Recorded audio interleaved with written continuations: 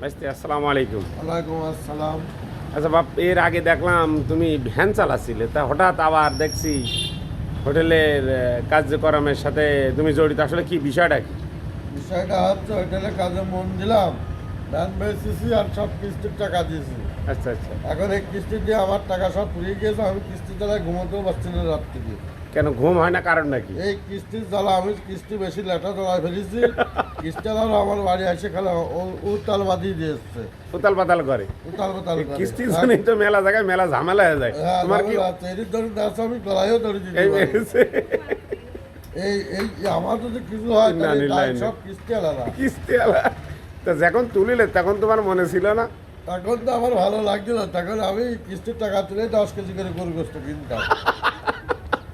আর দাওয়াত কাজে গেলি? দাউদ খাতে গেলে কেউ আমার দাউদ দেয় না, আমি 200 টাকা বেশি নুকিতে করিনি।